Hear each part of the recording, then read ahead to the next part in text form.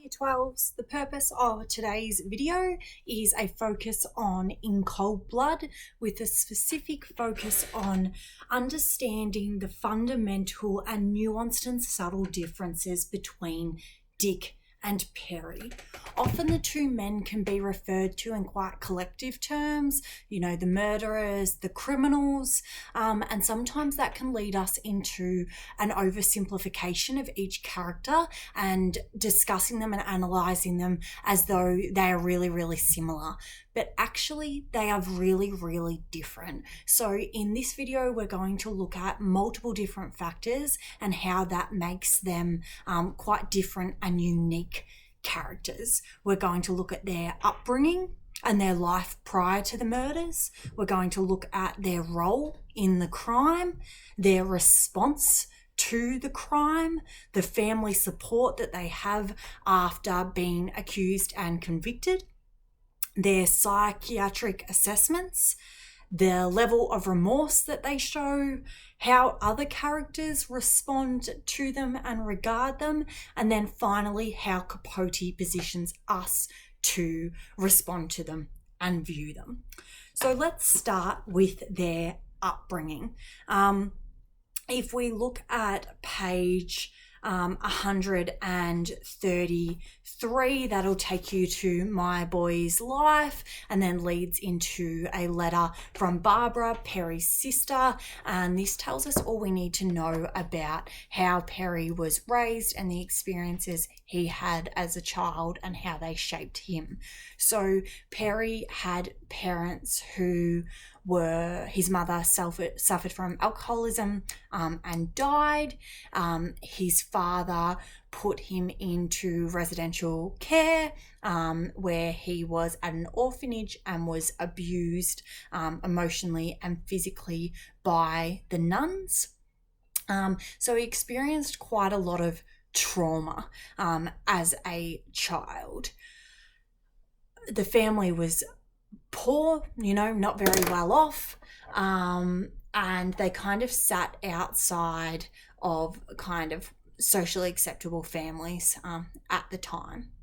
He also has some Native American blood in him, so that's something to be considered as well. Whereas on the other hand, Dick grew up with a not incredibly wealthy family, but not incredibly poor family. He grew up with a mother and a father who had jobs, who supported him, who were respectable members of the community. So in these ways, Perry experienced trauma from a young age and disadvantage from a young age, whereas Dick did not. Dick had family support. We know that both men spent time in the military and that shaped them, so there's a similarity that they have from prior to the crimes.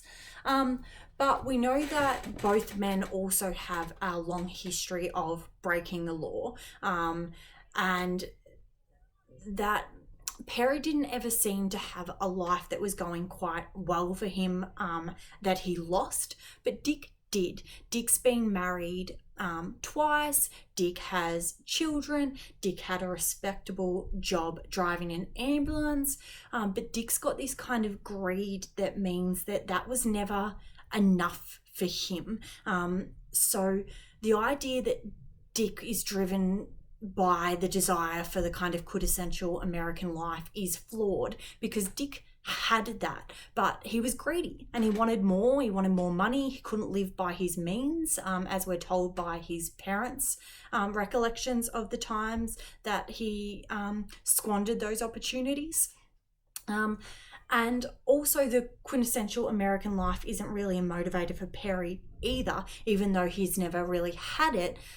He's more interested in kind of fantastical ideas of treasure hunting, kind of childlike, naive views of the world. And he's also interested in fame and being recognized, and recognition is very important for Perry. So both very different upbringings and very different experiences prior to the murders, apart from the commonality of them both serving time in the military and both having multiple criminal offences prior to the murders. In terms of their family life and their economic position, that is where the two men differ. Next, we're going to have a look at their actual role in the crime. So, the mastermind behind the crime is Dick, and he is the driving force for the crime to happen. If you go to page 65, down the very bottom, it says that Perry possessed unusual and valuable qualities. Several murderers or men who boasted of murder or their willingness to commit it circulated inside Lansing, but Dick became convinced that Perry was that rarity, a natural killer, absolutely sane but conscienceless, and capable of dealing with or without motive the coldest-blooded death blows. It was Dick's theory that such a gift, under his supervision, could be profitably exploited. So from this we gain that Dick is incredibly manipulative. He thinks he sees a kind of cruelty and callousness and disassociation in Perry that would allow him to murder, when Dick knows that he's not capable of that himself. Dick is the one who gets the information from Floyd Wells. Dick is the one who coordinates the crime and pushes for it to happen. We know that Perry didn't even actually intend to meet up with Dick. It's only that he missed he missed Willie J's bus, and therefore kind of by accident met up with Dick and then was manipulated into committing the crime. So in this way, we feel as though Dick had kind of more responsibility for how the events occurred. However, it is really important that we recognise that Perry is the one responsible for the violent murders. Perry is the one that killed each family member, so he is just as culpable. Another factor we need to consider when we're looking at the crime and who's responsible for what is that Dick was certainly pushing Perry to murder the family once they were there, that Dick reveals his motivation for going there was actually to rape Nancy, and that Perry is the person who protects Nancy in that moment, and that Perry is also the person who shows acts of compassion. He puts the mattress box under Mr. Clutter, he puts the pillow under Kyton's head, he pulls up the covers on the women, and that we don't see any of this, these acts of kind of humanizing the victims or sympathizing with the victims from Dick. Let's look next at their responses to the crime. So how their responses are similar is that they're both incredibly selfish in how they respond to the crime once they've committed it. They both think about themselves and not the impact that they are having on the community or the Clutter's family. But the difference is that Perry is reflective and introspective and considers, what is wrong with me to have done something like this? Don't take that as admission of feeling, guilty or acknowledgement of just how wrong what he has done is, but rather a person who is so selfish that even after, taking lives and destroying lives, he's more concerned with examining himself. Whereas Dick doesn't examine himself at all when Perry says, there has to be something wrong with us to do what we did. Dick says, deal me out, baby. I'm normal. He won't take any kind of responsibility, and he doesn't appear to feel any kind of guilt or empathy. So to refresh your memory on that, you should go to page 115. The next factor we're going to look at is family support after they are accused and convicted. So Perry essentially has no family support after they're accused and convicted. no one comes to the trial, and no one comes from his family to visit him in the 5 years that he spends on death row. Whereas Dick's parents do continue to support him. They go to the trial and they are part of his defense. On page 286, it describes Dick's mother. As often as she could,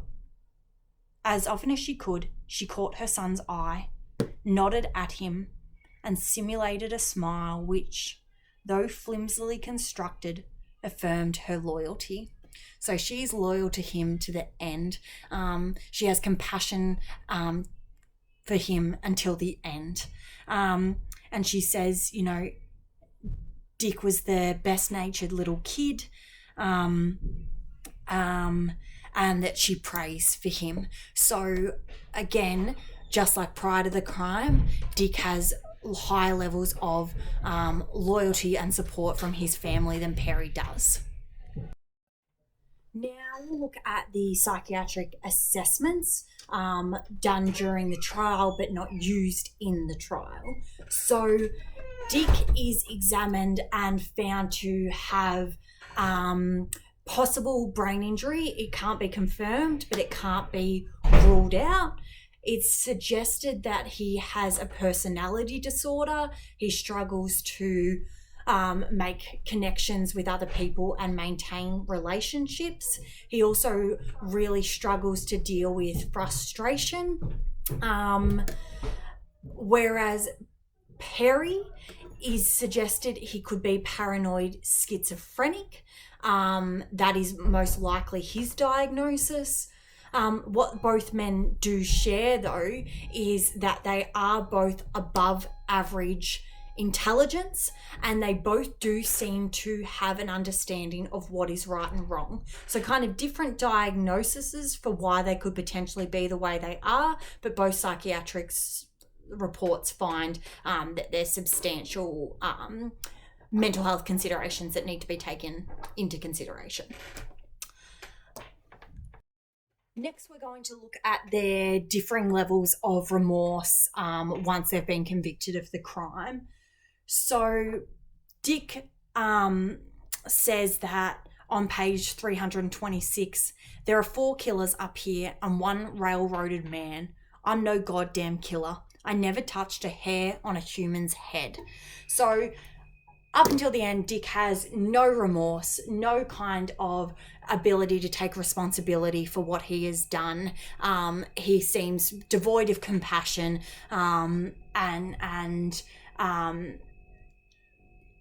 if a question asked me in an essay about levels of remorse or regret, I would be suggesting that Dick is only ever sorry for himself and not sorry for the victims of his crimes.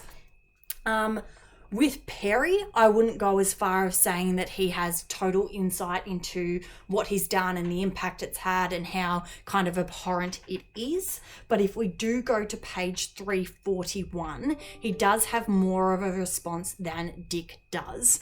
So he says at the bottom of 340, I think it's a hell of a thing to take a life in this manner. I don't believe in capital punishment.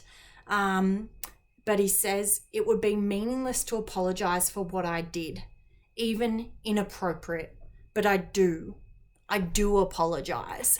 And this is directly before he's killed. So in this moment, we see at least a level of compassion or a level of remorse, even though it is really limited and only really is expressed directly before his death. But when we're comparing the two, we would suggest that if there is some kind of insight into their crime, some kind of ability to take responsibility, apologize, show remorse or regret, it's more seen through Perry than it is through Dick. Finally, I just want to analyse other characters' responses to Dick and Perry, and pretty much just want to touch on Dewey. That Dewey appears to have greater insight into Perry and greater connection with Perry. It suggests that when both men are killed, he doesn't really feel anything when Dick's put to death, but when Perry is, he closes his eyes and he kind of wonders well, Capote suggests it kind of wondering around whether capital punishment is actually the right choice in this context. And I think that leads into how Capote depicts both Dick and Perry. We learn a lot more about Perry. Perry is definitely positioned in a much more sympathetic light than Dick. And we are given much more information on Perry and his upbringing and his response to the crime than we are on Dick. So if we're asked about kind of where Capote's attention lies, or who Capote has more compassion for, perhaps, our answer there would definitely be more so Perry than Dick. Hopefully this has helped you to confirm the kind of standout and also more subtle and nuanced differences between our two main characters.